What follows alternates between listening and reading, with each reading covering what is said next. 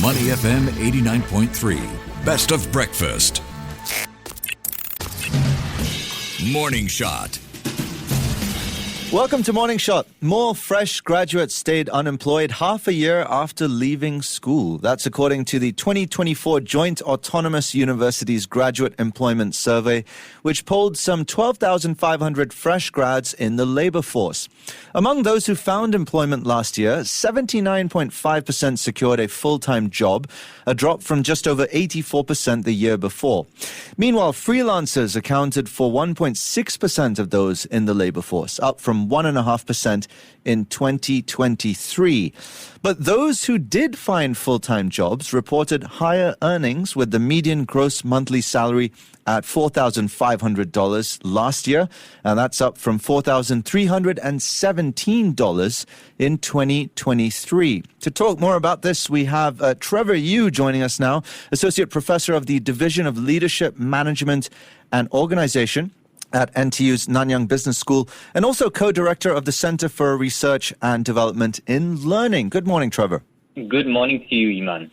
Trevor, are you alarmed, as others are, about the rising trend of fresh grads taking longer to land full-time employment? What's behind it? And is that perhaps a sign of more difficult times to come?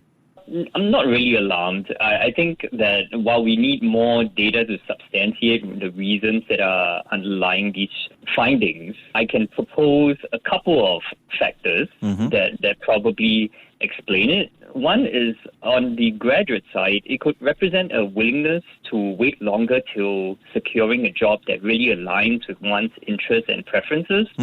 And also on the employer side, there just may not be as many openings as before that are specifically for fresh graduates. So I think that it's a bit too early to say that this is a sign of more difficult times to come for fresh graduates. We need more data, but I think the jury's still out. Yeah, just want to touch on the first point you made about graduates waiting longer to find a job that aligns with their interests. Do they then run the risk of being left behind in terms of falling out of step with the rapid advancement in technology? I don't think that it's related in that way. What I think is that they're taking the time to make a more wise decision in the interest of a longer, more promising career path that would suit their own personal interests and preferences. Sure. That's all. Sure. Yeah. Let's move on to talk about salaries then. So the median salary for the business cluster saw the largest increase, while those in the arts, design and media cluster only logged a marginal rise. Now, what's behind that difference, and which specific sectors do you expect to see witness some positive changes this year? I think that the difference is mainly down to the types of jobs and the types of sectors that these business clusters usually represent. So salaries in the business cluster would be more commonly associated with MNC type of jobs, financial services, technology, IT, which are all traditionally higher paying.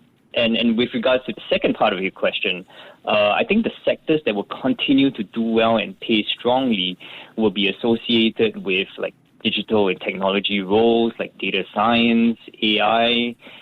We have also other sectors that are traditionally and are currently a focus of our economy, like green and sustainability, even some parts of healthcare, medical research, biotechnology. Financial services will continue to be strong with our focus on wealth management and private banking. So there are more than a few promising sectors out there that are, will continue to, I think, offer very attractive, starting salaries for these fresh graduates.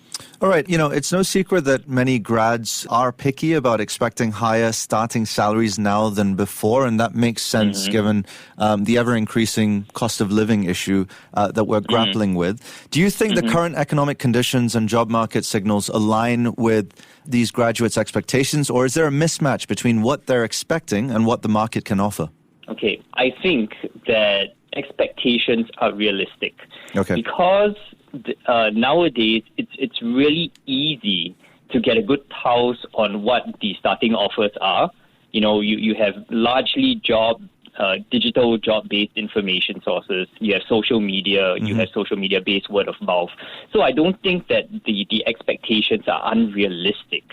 They probably are giving the job seekers or the fresh graduates a better sense of what the market is like and what they're worth.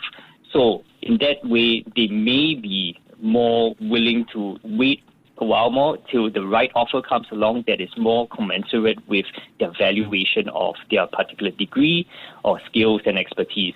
Okay, moving on from salaries, there are also expectations on job satisfaction, flexibility on remote work, flexi time, being able to determine your start and end times. What factors do you feel are influencing the expectations on those fronts? And do you reckon employers are ready for a bigger shift in these aspects in the coming years?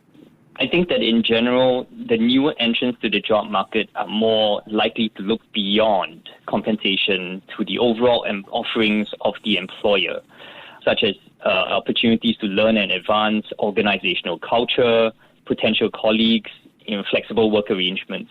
And what explains this? I think that there are various factors, including the shifting of societal attitudes towards a more holistic view of how employment offerings are supposed to be assessed. I think that, the pandemic has shown us that many jobs can function well with that level of flexibility. And so employers themselves are also more aware of their importance. So you see more employers also harping on them as a key component of their employment offering. So more visibility in Singapore's landscape in the form of guidelines in flexible work arrangements and regulation on workplace fairness. I think that this is also influencing what people are starting to look out for in employment and a potential employer. So whether employers are ready or not, I think that there will always be likely varying levels of readiness among employers when it comes to adopting these initiatives and offerings. But I detect a strong willingness from a tripartite standpoint to work on putting adequate support mechanisms in place to help those employers that may struggle, especially those smaller ones, SMEs, and other more resource-challenged businesses to adapt. Yeah, to your point, whether employers are ready or not for a bigger shift is irrelevant given that, certain realities cannot be argued with. For example, freelancing and temporary jobs being on the rise, a notable increase in part-time or contract-based work particularly. What does that shift suggest about the way fresh grads are approaching their careers? Is freelancing becoming a viable career path? It is a sign that these non-traditional and non-standard forms of employment are rising in both availability and acceptance. So I think that fresh graduates today, they are more aware that there are a variety of employment opportunities and alternatives, which include these non-traditional, non-full-time jobs. And they are also more willing to explore different career opportunities early on, especially in various types of jobs, in various types of sectors, before really committing to a more sustained career path. I don't see them as a replacement for the career path per se, but I think that these short-term contracts and freelancing, they can be useful avenues for career exploration and pivots even if desired. Okay. I just want to touch briefly on fractional work, which is, a work arrangement where individual provides specialized skills or management services to multiple organizations on a part-time or project basis. Now, I know that probably refers to those that are higher up the food chain in terms of experience, but would fresh grads look at that and say, that could be viable because it's working for a lot of other people? Yeah, I think what we are seeing now is that they're not really that common, especially in Singapore. But I would say that work experience and prior work experience is especially valued by employers nowadays.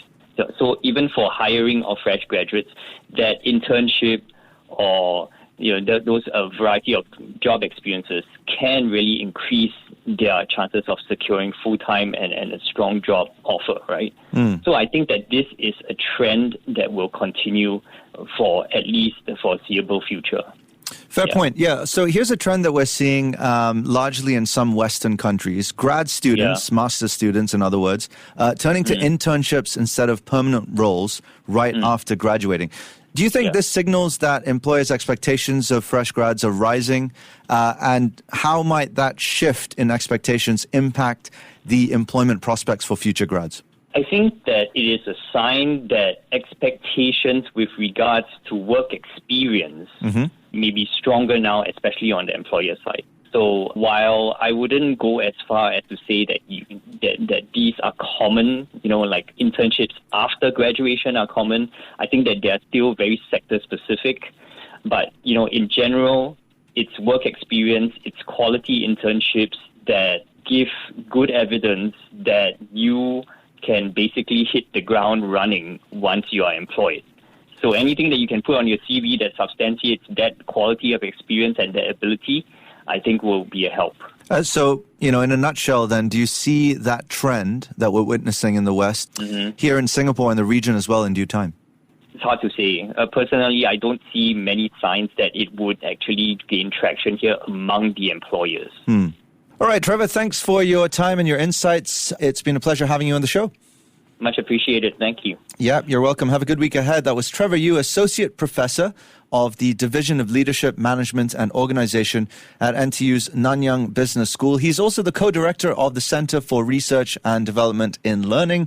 And you are listening to Money FM 89.3. To listen to more great interviews, download our podcasts at audio.sg or download the audio app. That's AWEDIO, audio at the App Store and Google Play.